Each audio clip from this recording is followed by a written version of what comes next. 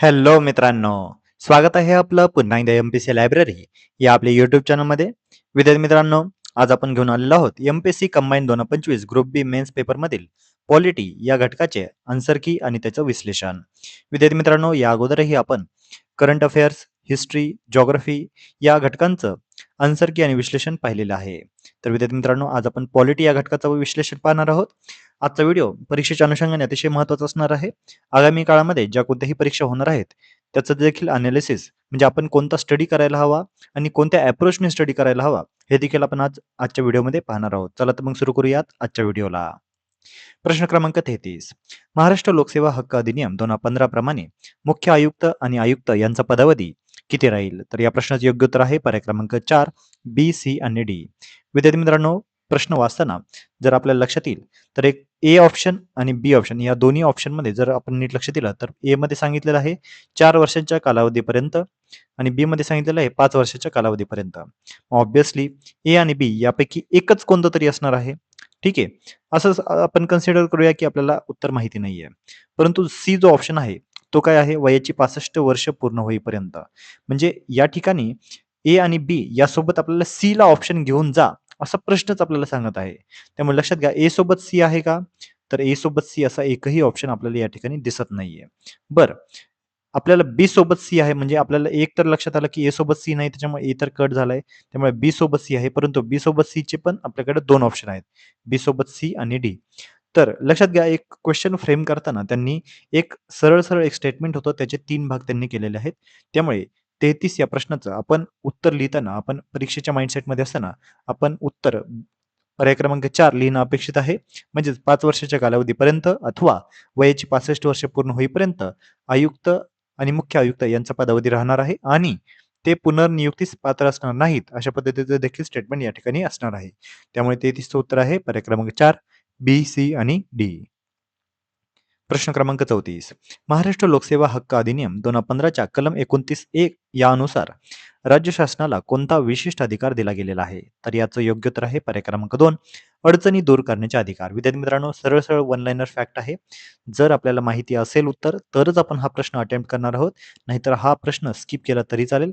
कारण अशा प्रश्नांमध्ये जर आपल्याला माहिती नाही आणि तरीही जर आपण तुक्का लिहिलेला असेल, तर यामध्ये चुकायची शक्यता ही खूप वाढलेली असणार आहे. प्रश्न क्रमांक 35. माहितीचा अधिकार अधिनियम 2005च्या कलम 5च्या अनुषंगाने खालील विधानांचे अवलोकन करा. तर यामध्ये आता 3 स्टेटमेंट या ठिकाणी दिलेले आहेत. पहिलं स्टेटमेंट आहे, नियुक्ती अधिकारी यांनी अर्ज प्राप्त झाल्याची पावती देणे आवश्यक आहे. दुसरं स्टेटमेंट आहे, अर्जदाराला अद्वितीय अर्ज क्रमांकाची माहिती देणे आवश्यक आहे. आणि तिसरं स्टेटमेंट आहे, अर्ज पूर्ण आहे किंवा नाही याची पर्वा न करता अर्ज दाखल केल्याच्या तारखेपासूनच निर्धारित कालमर्यादा मोजली जाते. आता आपल्याला सरळ सरळ जे कोणीही व्यवस्थित पेपर वाचणार असतील त्यांना सी हे स्टेटमेंट वाचतानाच लक्षात येईल की हे स्टेटमेंट चुकीचं असणार आहे. अर्ज पूर्ण आहे किंवा नाही याची पर्वा न करता अशा पद्धतीचं कोणतंही स्टेटमेंट या माहिती अधिकार अधिनियममध्ये नाहीये. अर्ज पूर्णच असायला हवा, त्यावेळेसच त्या तारखेपासून निर्धारित कालमर्यादा ही मोजली जाणार आहे. त्यामुळे 35 या प्रश्नाचं योग्य उत्तर आहे पर्याय क्रमांक 3, ए आणि बी फक्त. तर विद्यार्थी मित्रांनो, हे 3 हे ऍक्ट बेस्ड क्वेश्चन या परीक्षेमध्ये होते. इथून पुढे ऍक्च्युली आता पॉलिटी हा घटक आता सुरू होणार आहे. प्रश्न क्रमांक 36. 73वा घटना दुरुस्ती कायदा 1992 मधील खालीलपैकी कोणत्या अनिवार्य तरतुदी आहेत? आपल्याला माहितच आहे 73वी घटना दुरुस्ती ही भारताच्या पंचायत राज या घटकाशी रिलेटेड आहे आणि प्रत्येक परीक्षेमध्ये पंचायत राज रिलेटेड आपल्याला प्रश्न 100% विचारला जातच असतो. त्यामुळे या घटना दुरुस्ती रिलेटेड ज्या कोणत्याही फॅक्ट आहेत हे आपल्याला माहितीच असायला हवात. तर इथं प्रश्न हा सोपा आहे. पहिलं स्टेटमेंट आहे, गावामध्ये किंवा गावांच्या समूहामध्ये ग्रामसभेचे आयोजन करणे. आपल्याला माहितीच आहे ग्रामसभा ही अनिवार्य तरतूद आहे. हा आपल्या कंटेंटचा भाग आहे. हे आपल्याला माहितीच असायला हवं. त्यामुळे ए स्टेटमेंट हे कन्फर्म बरोबर आहे आणि ए जर स्टेटमेंट बरोबर असेल तर पर्याय क्रमांक 2 हा त्याच वेळी निग्लेक्ट होत आहे. जे बी स्टेटमेंट आहे, गाव, तालुका आणि जिल्हा पातळीवर पंचायत राज संस्था स्थापन करणे. ऑब्व्हियसली ही देखील अनिवार्य तरतूद आहे. त्याच कारणामुळे 73वी घटना दुरुस्ती ही संमत केलेली होती. त्यामुळे पंचायत राज स्थापन करणे हे अनिवार्य तरतूद आहे. त्यामुळे बी स्टेटमेंट देखील बरोबर आहे आणि आय गेस 4ही ऑप्शनमध्ये बी आहे. त्याच्यामुळे या या ऑप्शननुसार कोणताही पर्याय हा निगेट होत नाहीये. त्यामुळे पुढचा स्टेटमेंट वाचणार आहोत. सी हे स्टेटमेंट आहे, ग्रामस्तरावर ग्रामसभेला अधिकार व कार्य बहाल करणे. आता या लक्षात घ्या, आता ग्रामस्तरावर ग्रामसभेला अधिकार आणि कार्य बहाल करायचं की नाही, हे अनिवार्य असू शकतं का? तर नाही. हे अनिवार्य नाहीये. हे ही गोष्ट कोणतीही मॅन्डेटरी नाहीये. हे त्यांच्यावर सोडून दिलेली गोष्ट आहे. कारण पंचायत राज स्थापन करणे किंवा ग्रामसभेचे आयोजन करणे ह्या कंपल्सरी गोष्टी आहेत.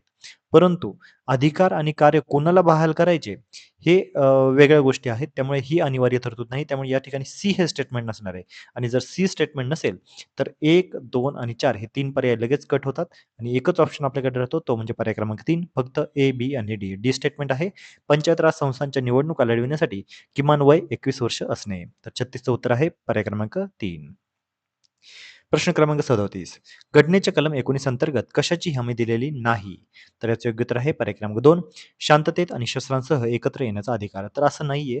फंडामेंटल राईट आपण वाचलेले असणार आहेत. मूलभूत हक्क या घटकावर आधारित हा प्रश्न आहे आणि ॲक्चुअली कलम 19 हा जो राईट टू फ्रीडम आपल्याला देतो, त्यामध्ये राईट टू असेंबल पीसफुली म्हणजेच काय शांततेत एकत्र येण्याचा अधिकार आहे. परंतु एक्सेप्ट काय आहे त्याच्यामध्ये शस्त्रांशिवाय या ठिकाणी त्यांनी शस्त्रांसह दिलेलं आहे. त्यामुळे पर्याय क्रमांक 2 हे चुकीचं असणार आहे आणि आपलं उत्तर असणार आहे पर्याय क्रमांक 2.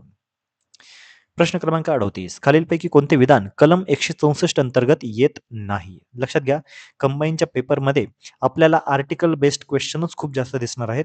त्यामुळे आपल्याला जो बेसिक फाउंडेशन आहे तो खूप पक्का असायला हवा. त्यामुळे जेवढे काही कलम दिलेले आहेत, आत्तापर्यंत आलेले सर्व PYQ मधली कलमं असतील किंवा या परीक्षेमधील कलमं असतील, ही आपल्याला पाठच असणं आवश्यक आहे. तर लक्षात घ्या 38 या प्रश्नामध्ये पहिला पर्याय आहे मुख्यमंत्र्यांची नियुक्ती राज्यपाल करतील. आता लक्षात घ्या कलम 164 अंतर्गत हे आहे की नाही हे आपल्याला चेक करायचं आहे. दुसरं स्टेटमेंट आहे इतर मंत्र्यांची नियुक्ती राज्यपालांद्वारे मुख्यमंत्र्यांच्या सल्ल्यानुसार केली जाईल. तिसरं स्टेटमेंट आहे राज्यपालांची नियुक्ती राष्ट्रपती करतील. आणि चौथं स्टेटमेंट आहे मंत्रिमंडळ राज्यांच्या विधानसभेला सामूहिकरित्या जबाबदार असेल. लक्षात घ्या 38 या प्रश्नामध्ये जे काही चारही पर्याय दिलेत, हे चारही पर्याय बरोबर आहेत. परंतु प्रश्न काय आहे तर कलम 164 अंतर्गत कोण येत नाही. म्हणजे जरी स्टेटमेंट सगळे बरोबर असले तरी कोणतं तरी एक स्टेटमेंट असं आहे की जे कलम 164 च्या अंतर्गत नाहीये. तर बाकीचे जर आपण 3 स्टेटमेंट जर वाचले तर ते कुठेतरी एकमेकाला रिलेट करतायत असं वाटतायत. म्हणजे जो पर्याय क्रमांक 1, 2 आणि 4 हे एकमेकांना रिलेट करणारे आहेत. म्हणजे मुख्यमंत्र्यांची नियुक्ती राज्यपाल करणार, इतर मंत्र्यांची नियुक्ती ही राज्यपालांद्वारे मुख्यमंत्र्यांच्या सल्ल्यानुसार केली जाईल आणि मंत्रिमंडळ राज्याच्या विधानसभेला सामूहिकरित्या जबाबदार असेल. हे 3 स्टेटमेंट एकमेकांना रिलेट करतायत. परंतु जे तिसरं स्टेटमेंट आहे राज्यपालांची नियुक्ती राष्ट्रपती करतील हे मात्र कुठेतरी वेगळ्या आर्टिकलमध्ये प्रोव्हिजन आहे. त्यामुळे लक्षात घ्या 38 या प्रश्नाचं उत्तर आहे पर्याय क्रमांक 3. प्रश्न क्रमांक 39 खालीलपैकी कोणत्या राज्य विधानसभामध्ये अनुसूचित जमातीसाठी आरक्षित जागा नाही? विद्यार्थी मित्रांनो अशा क्वेश्चनसाठी आपल्याला रिव्हिजन म्हणजे रिव्हिजनच कामाला येणार आहे. लक्षात घ्या बऱ्याच विद्यार्थ्यांनी या ठिकाणी कन्फ्युजन करून घेतलेलं आहे. कारण आपल्याला असं वाटू शकतं की पंजाब नाहीये आणि गोवा नाहीये. ओके. म्हणजे बी आणि डी हे तर पर्याय असणारच आहे. कारण अनुसूचित जमातीचं जे काही आरक्षण आहे हे पंजाबमध्ये आणि गोवामध्ये नाही हे बऱ्यापैकी विद्यार्थ्यांनी वाचलेलं असेल. परंतु असं वाटू शकतं की उत्तर प्रदेशमध्ये एखादी तरी जागा असू शकते. परंतु आपला हा कंटेंटचा भाग असायला हवा. अनुसूचित जमातीसाठी उत्तर प्रदेशमध्ये आरक्षित जागा नाही. त्यामुळे या प्रश्नाचं प्रश्न क्रमांक 39चं उत्तर आहे पर्याय क्रमांक 3 फक्त बी, सी आणि डी. प्रश्न क्रमांक 40 जोड्या लावा. या ठिकाणी समिती आणि त्यांचे अध्यक्ष अशा पद्धतीचा प्रश्न विचारलेला आहे. प्रत्येक परीक्षेमध्ये हमखास येणारा हा प्रश्न आहे. परंतु या ठिकाणी मात्र हा प्रश्न आता हॅश होणार आहे. हॅश होणार आहे याचा अर्थ हा प्रश्न आता कॅन्सल होणार आहे. आता का कॅन्सल होईल? कारण लक्षात घ्या जी डी डी जो ऑप्शन आहे सुकाणू समिती. या सुकाणू समितीचं प्रत्येक पर्यायामध्ये त्यांनी एकच पर्याय दिलेला आहे डॉक्टर के.एम. मुन्शी. परंतु डीचं 4 हे उत्तर असूच शकणार नाही. जर त्यांनी सदस्य म्हटलं असतं या समितीमध्ये हे सदस्य आहेत तर एक वेळ कुठेतरी आपण तो पर्याय घेऊन गेलो असतो. परंतु त्यांनी स्पेसिफिकली अध्यक्ष विचारलेला आहे. त्यामुळे सुकाणू समितीचे अध्यक्ष हे डॉक्टर राजेंद्र प्रसाद होते ना की ते के.एम. मुन्शी होते. त्याच्यामुळे हा प्रश्न 100 आणि 101% हा कॅन्सलच होणार आहे. आता जी काही फर्स्ट आन्सर की येईल त्यामध्ये काहीतरी ते उत्तर देऊ शकतात. परंतु सेकंड की मध्ये मात्र हा 100% क्वेश्चन कॅन्सलच होणार आहे. प्रश्न क्रमांक 41 खालीलपैकी योग्य कथने ओळखा. राष्ट्रीय राजधानी प्रक्षेत्राच्या मंत्रिमंडळाची नियुक्ती राष्ट्रपतीद्वारे केली जाते आणि राष्ट्रपतींची मर्जी असेपर्यंत ते पद धारण करतात. हे स्टेटमेंट अतिशय योग्य आहे. युनियन टेरिटरी बद्दल म्हणजे जे काही आपल्याला केंद्रशासित प्रदेश आहेत यांच्याबद्दलचं हे स्टेटमेंट आहे आणि राष्ट्रीय राजधानी प्रदेश म्हणजे जी आपली दिल्ली आहे यांच्यातील मंत्रिमंडळाची जी काही नियुक्ती आहे ही राष्ट्रपतीद्वारे केली जाते आणि राष्ट्रपतींची मर्जी असेपर्यंत ते पद धारण करणार आहे. त्यामुळे हे स्टेटमेंट बरोबर आहे. दुसरं जे स्टेटमेंट आहे पॉंडिचेरीच्या मंत्रिमंडळाची नियुक्ती उपराज्यपालाद्वारे केली जाते आणि त्यांची मर्जी असेपर्यंत ते पद धारण करतात. हे स्टेटमेंट देखील बरोबर आहे. लक्षात घ्या, ए आणि बी हे दोन्ही स्टेटमेंट बरोबर आहे. परंतु जे सी स्टेटमेंट आहे, पॉंडिचेरीमध्ये मंत्रिमंडळाची कायदेमंडळाप्रती कोणतीही जबाबदारी नाही, ती संकेताद्वारे विकसित होत आहे. आता लक्षात घ्या, बी आणि सी स्टेटमेंट एकत्र तर 100% नसणार आहेत, कारण हे दोन्ही स्टेटमेंट एकमेकाला निगेट करतात. त्यामुळे पर्याय क्रमांक 2 आणि पर्याय क्रमांक 4 हे कट होतात. आपल्याकडे फक्त 2 ऑप्शन राहतात, पर्याय क्रमांक 1 आणि 3. त्यामध्ये ए स्टेटमेंट तर कन्फर्म बरोबर आहे आणि सी स्टेटमेंट संकेताद्वारे असं विकसित झालेलं नाही. त्यामुळे याचं उत्तर इन माय ओपिनियन 41चं उत्तर पर्याय क्रमांक 1 असं असू शकतं. जर आयोगाने दुसरं दिलं तर त्यानंतर आपण परत एकदा आपण याबद्दल चर्चा करूयात. प्रश्न क्रमांक 42. अनुच्छेद 20 अपराधाबद्दलच्या दोषसिद्धीबाबत संरक्षणाच्या संबंधी योग्य कथने ओळखा. पुन्हा एकदा फंडामेंटल राईटचा हा क्वेश्चन आलेला आहे आणि अनुच्छेद 20 या अंतर्गत कोणकोणत्या गोष्टी आहेत हे आपल्याला इथं ओळखायचं आहे. पहिलं जे स्टेटमेंट आहे ते आहे, एकाच अपराधाबाबत एकापेक्षा अधिक वेळा कोणत्याही व्यक्तीवर खटला चालवला जाणार नाही आणि तिला शिक्षा दिली जाणार नाही. हे स्टेटमेंट अतिशय योग्य आहे आणि हे अनुच्छेद 20 अंतर्गत यामध्ये नमूद आहे. बी स्टेटमेंट आहे, कोणत्याही अपराधाचा आरोप असलेला कोणत्याही व्यक्तीवर स्वतः विरुद्ध साक्षीदार होण्याची सक्ती केली जाणार नाही. हे स्टेटमेंट देखील बरोबर आहे. त्यामुळे बी स्टेटमेंटही बरोबर आहे. ए आणि बी हे दोन्ही कन्फर्म बरोबर आहेत. त्यामुळे पर्याय क्रमांक 2 आणि 3 हे तर कट होत आहेत. आपल्याकडे फक्त 2च ऑप्शन राहत आहेत. आता सी स्टेटमेंट वाचताना नीट काळजीपूर्वक लक्षात घ्यायचं आहे. बऱ्याच विद्यार्थ्यांनी या ठिकाणी चुकवलेलं असणार आहे. सी स्टेटमेंट काय सांगते?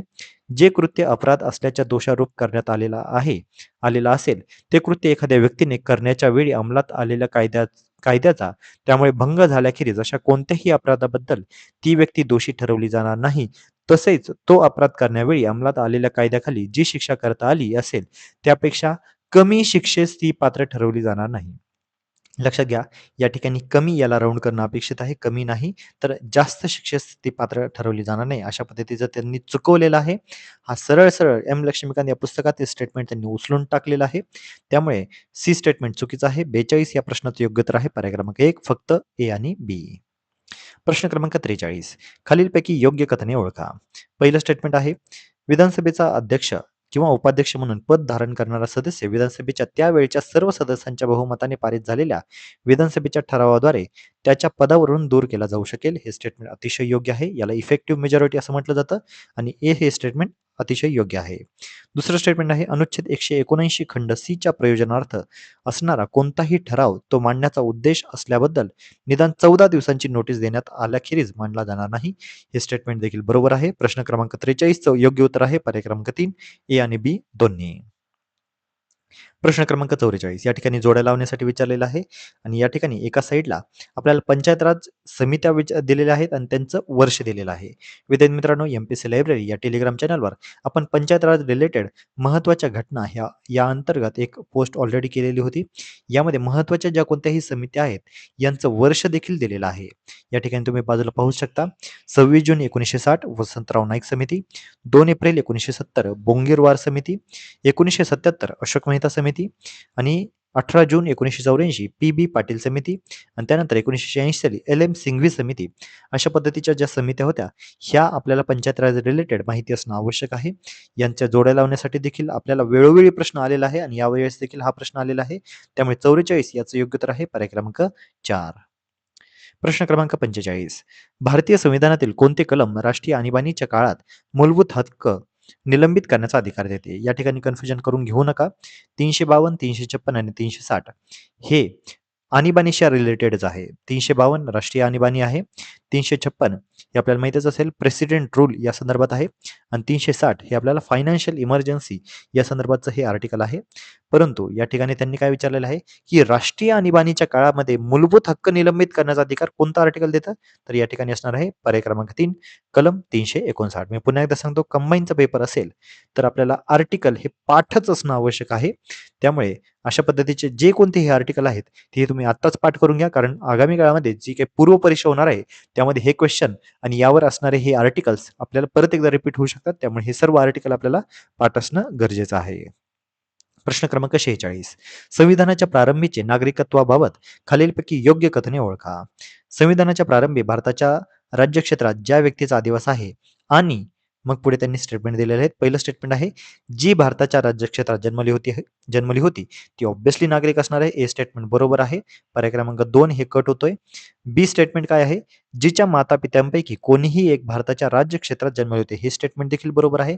त्यामुळे ए आणि बी हे दोन्ही बरोबर आहेत. पर्याय क्रमांक 2 आणि 3 हे कॅन्सल होत आहेत. आपल्याकडे 2 पर्याय राहिलेले आहेत. आपण 50-50 पर्यंत पोहोचलेलो आहोत. सी स्टेटमेंट काय सांगते पहा. जी अशा प्रारंभाच्या लगतपूर्वी किमान 7 वर्ष इतका काळ भारताच्या राज्यक्षेत्रात सामान्यतः निवासी आहे, अशी प्रत्येक व्यक्ती भारताची नागरिक असेल. तर सी स्टेटमेंट हे चुकीचं आहे. पर्याय क्रमांक ए आणि बी म्हणजे हे स्टेटमेंट ए आणि बी बरोबर आहेत. त्यामुळे पर्याय क्रमांक 1 याचं उत्तर असणार आहे. प्रश्न क्रमांक 46चं उत्तर आहे पर्याय क्रमांक 1 फक्त ए आणि बी. प्रश्न क्रमांक 47 खालीलपैकी योग्य व अयोग्य कथन ओळखा. भारताचा नियंत्रक व महालेखा परीक्षक संघ राज्याच्या लेखाविषयीचे अहवाल संसदेसमोर सादर करेल. हे स्टेटमेंट चुकीचं आहे. संसदेसमोर सादर करणार नाही तर तो राष्ट्रपतींसमोर सादर करणार आहे. बी स्टेटमेंट काय सांगतो, भारताच्या नियंत्रक व महालेखा परीक्षक एखाद्या राज्याच्या लेखाविषयीचे अहवाल राज्याच्या विधानमंडळासमोर सादर करेल. हे स्टेटमेंट देखील चुकीचं आहे. अशा पद्धतीचं कोणतंही प्रोव्हिजन या कॅगमध्ये नाहीये. कॅग संदर्भात हे दोन्ही स्टेटमेंट आहेत. त्यामुळे 47 या प्रश्नाचं योग्य उत्तर आहे पर्याय क्रमांक 4. ए व बी दोन्हीही अयोग्य आहे. प्रश्न क्रमांक 48 या ठिकाणी आपल्याला मुख्यमंत्री आणि त्यांचा कार्यकाळ हे लावण्यासाठी विचारलेलं आहे. विद्यार्थी मित्रांनो, सोपा प्रश्न आहे. आपल्याला महाराष्ट्राचे मुख्यमंत्री आणि त्यांचा कालावधी हे माहिती असणं खूप खूप आवश्यक आहे. लक्षात घ्या, शंकरराव चव्हाण यांचा कार्यकाळ होता 1975 ते 1977. वसंतदादा पाटील यांचा कार्यकाळ होता 1977 ते 1978. मनोहर जोशी यांचा कार्यकाळ होता 1995 ते 1999 आणि सुधाकरराव नाईक यांचा कार्यकाळ होता 1991 ते 1993. विद्यार्थी मित्रांनो, आपल्या एमपीएससी लायब्ररी या टेलिग्राम चॅनलवर ज्यावेळेस माजी मुख्यमंत्री मनोहर जोशी यांचं निधन झालेलं होतं, त्यावेळेस त्यांच्या संदर्भात आपण डिटेलमध्ये माहिती सांगितलेली होती. आणि मनोहर जोशी हे महाराष्ट्राचे 12वे मुख्यमंत्री होते आणि त्यांना 1995 ते 1999 हा कार्यकाळ लाभलेला होता. आणि आपण इतरही दिनविशेषमध्ये आपण शंकरराव चव्हाण यांच्या संदर्भात देखील त्यांच्या कार्यकाळासंदर्भात देखील माहिती पाहिलेली आहे. त्यामुळे जर तुम्ही एमपीएससी लायब्ररी या चॅनलला फॉलो करत असाल तर तुम्हाला नक्की हा प्रश्न सुटण्यास मदत होणार आहे. तर प्रश्न क्रमांक 48 योग्य उत्तर आहे पर्याय क्रमांक 2. प्रश्न क्रमांक 49 खालीलपैकी कोणती संविधान दुरुस्ती मूलभूत कर्तव्याशी संबंधित आहे. विद्यार्थी मित्रांनो, दरवर्षी आपल्याला प्रश्न हमखास विचारण्यात येतो म्हणजे येतोच. तर हा खूप बेसिक फॅक्ट आहे. आपल्याला माहिती असणं खूप आवश्यक आहे. संविधान दुरुस्ती आता हे कोणत्या संदर्भात, तर त्यांनी विचारलंय मूलभूत कर्तव्याशी संबंधित. आपल्याला माहितच आहे मूलभूत कर्तव्य मुळातच हे मूळ ओरिजिनल कॉन्स्टिट्यूशनमध्ये नव्हते. त्यांना 42व्या संविधान दुरुस्तीने म्हणजे 42व्या घटना दुरुस्तीने त्यांना ॲड केलेलं होतं. त्यामुळे ए हे स्टेटमेंट तर कन्फर्म बरोबर आहे. त्यामुळे पर्याय क्रमांक 2 आणि पर्याय क्रमांक 4 हे कट होतात. आपल्याकडे 2 ऑप्शन राहत आहेत, पर्याय क्रमांक 1 आणि 3. पर्याय क्रमांक ए मध्ये आहे ए आणि बी आणि 3 मध्ये आहे ए आणि डी. त्याच्यामुळे सीचं तर उत्तर इथं ऑप्शन कटच होतंय. ए म्हणजे काय, 42वी संविधान दुरुस्ती हे तर कन्फर्म आहे. बी काय सांगते, तर 44वी संविधान दुरुस्ती. तर 44व्या संविधान दुरुस्तीनुसार मूलभूत कर्तव्यामध्ये कोणताही बदल केलेला नव्हता. परंतु 86व्या संविधान दुरुस्तीनुसार मात्र त्यांनी ज्यावेळेस शिक्षणाचा अधिकार देण्यात आलेला होता, त्यावेळेस मात्र मूलभूत कर्तव्यामध्ये थोडासा बदल करण्यात आलेला होता. त्यामुळे 49 या प्रश्नाचं योग्य उत्तर असणार आहे पर्याय क्रमांक 3 फक्त ए आणि डी. प्रश्न क्रमांक 50 शेवटचा प्रश्न आहे हा. मोठ्या संख्येने आदिवासी लोकसंख्या असलेल्या डॅडेश राज्यातील मंत्रिमंडळाला आदिवासी व्यवहारांपैकी एक मंत्री समाविष्ट करण्याचे अनिवार्य करण्यात आलेले आहे. विद्यार्थी मित्रांनो, लक्षात घ्या, आदिवासी मंत्री कोणकोणत्या राज्यामध्ये अनिवार्य करण्यात आलेले आहेत हे आपल्याला माहिती असणं आवश्यक आहे. हा आपला कंटेंटचा भाग आहे. हे जर आपल्याला माहिती नसेल तर आपण वारंवार पुन्हा एकदा रिव्हिजन करणार आहोत. त्यामुळे लक्षात घ्या, या ठिकाणी या 50 या प्रश्नाचं योग्य उत्तर आहे पर्याय क्रमांक 3 ओन्ली सी, डी आणि ई. म्हणजेच काय, ओरिसा, मध्य प्रदेश आणि बिहार या 3च राज्यांमध्ये अशा पद्धतीचं या स्टेटमेंटनुसार आदिवासी व्यवहारांसाठी एक मंत्री असण्याचं अनिवार्य करण्यात आलेलं आहे. त्यामुळे प्रश्न क्रमांक 50चं उत्तर आहे पर्याय क्रमांक 3. विद्यार्थी मित्रांनो, हा होता आजचा व्हिडिओ. आजचा व्हिडिओ पॉलिटी या घटकाच्या रिलेटेड अतिशय महत्त्वाचा होता. आगामी काळामध्ये आपल्याला याच अनुषंगाने अभ्यास करणं गरजेचं असणार आहे. कारण आपल्याला प्रश्न फ्रेम जे केले जातात हे अशाच अनुषंगाने केले जातात. त्यामुळे पॉलिटी या घटकामध्ये आपण कोणता अप्रोच ठेवायचा हे आता तुम्हाला लक्षातच आलेलं असेल. या व्यतिरिक्तही तुमचे काही सजेशन्स असतील तर ते तुम्ही कमेंटमध्ये आम्हाला नक्की जरूर कळवा. आणि अशाच अधिकाधिक इन्फॉर्मेटिव्ह कंटेंटसाठी आपली एमपीएससी लायब्ररी या यूट्यूब आणि टेलिग्राम चॅनलला सबस्क्राईब आणि शेअर करायला अजिबात विसरू नका. धन्यवाद.